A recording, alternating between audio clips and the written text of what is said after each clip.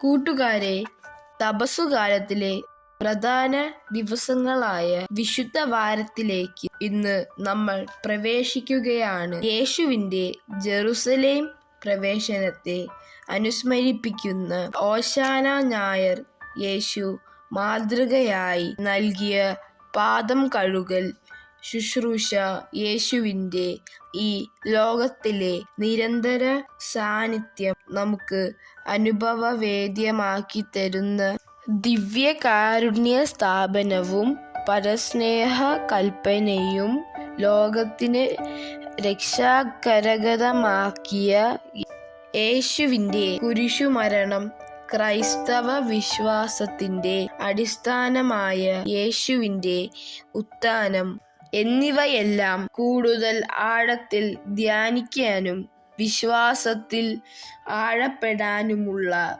പുണ്യദിനങ്ങളാണിവ. ഈ പുണ്യ അവസരം നമുക്ക് നഷ്ടപ്പെടുത്താതിരിക്കാം. നമുക്ക് പ്രാർത്ഥിക്കാം.